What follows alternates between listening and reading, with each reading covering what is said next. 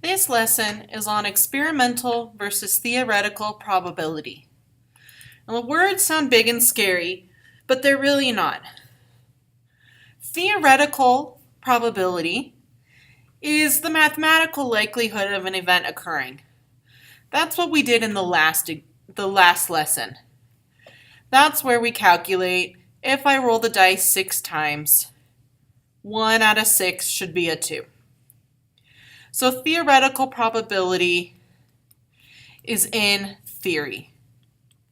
In a perfect world, when we flip a coin, we should get a heads 50% of the time. But we know that if we actually do it, that doesn't always happen. That's where experimental probability comes in. The experimental probability is the actual results of an event occurring when conducting an experiment.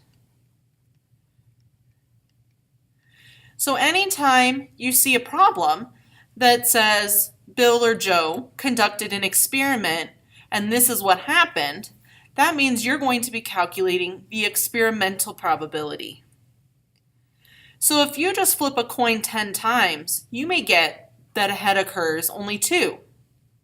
But then if you flip it 50 times, you may get that it occurs 20, which is closer to that 50-50 split.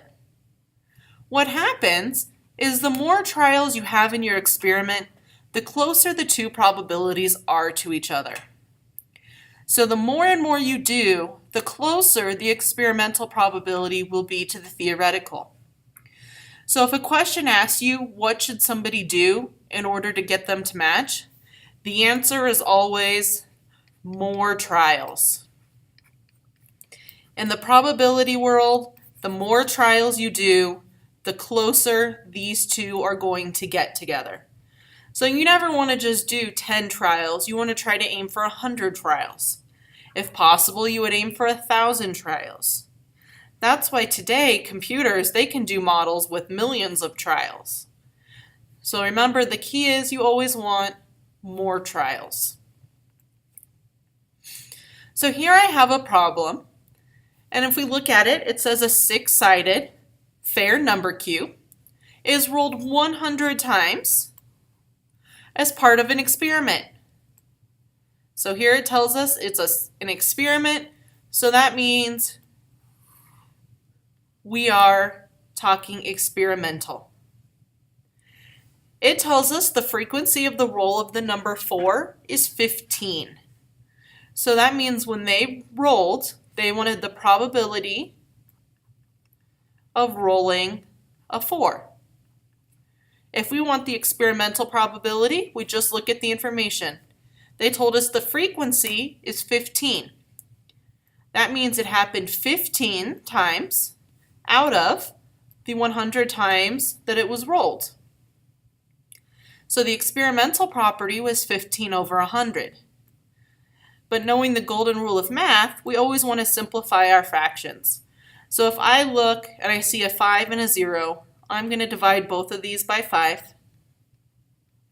15 divided by 5 gives me 3.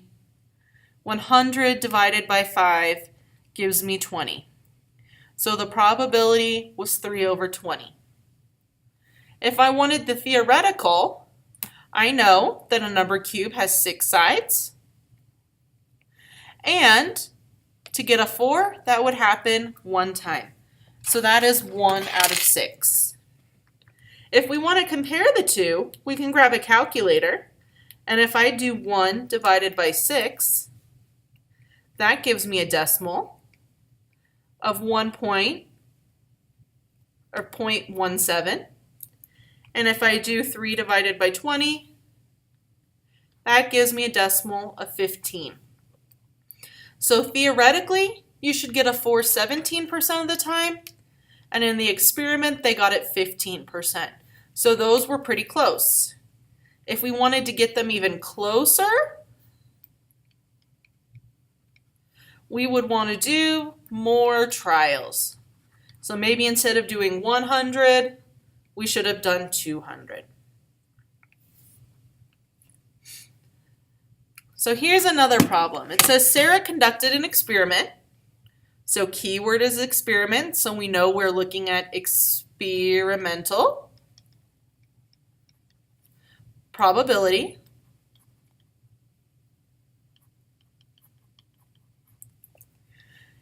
And she again rolled a 6-sided dice. It wants to know how many times would you predict that she rolled a 5.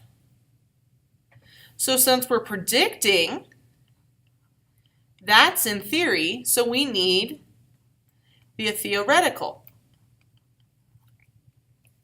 So our theoretical probability is that I should roll a 5 once out of the 6 options. But now for the experimental probability, it tells us that they rolled it 300 times. So if we wanted to do this, we don't know how many out of 300 we should get, but if I write a proportion, I could write 1 over 6 equals x over 300, and our rules for proportions are we multiply diagonally. So that gives me 6 times x, which is 6x. 1 times 300 is 300. And then to get the x by itself, we divide both sides by 6, giving us x equals 50.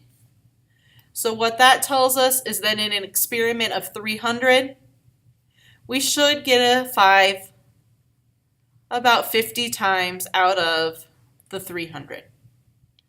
So if they give you a problem where they want to know how many times would you predict it happens, even though she's doing an experiment, we have to start with the theoretical and then use a proportion to find the predicted experimental. Our last problem talks about observed frequency and relative frequency. The observed frequency is the number of times an event occurred. The relative frequency is basically just our probability. It's the number of occurred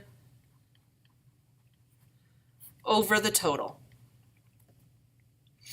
So in order to find out our relative frequencies, we need to find the total.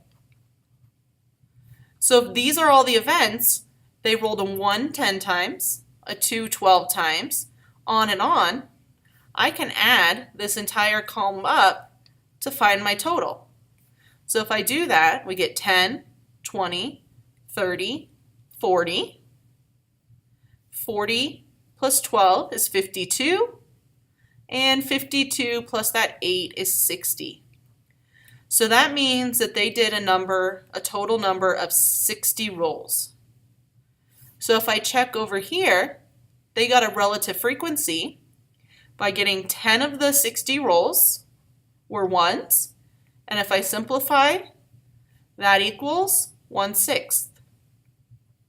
So if I want to know the relative frequency of rolling a 2, that means they got 12 rolls, so 12 out of 60. And if I go to simplify that, I know the 12 actually does go into 60, and it goes into it 5 times. So that's a relative frequency of 1/5. And then if I go down to B, that 8, that would be 8 out of 60. And 8 doesn't go into 60, so let's try dividing both by 2.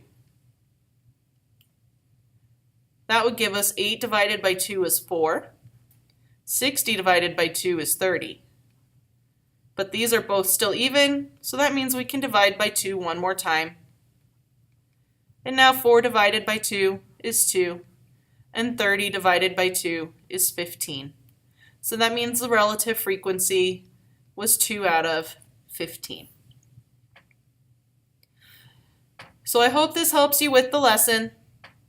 The next video will be on compound probabilities, which is going to involve some diagram making. See you next time.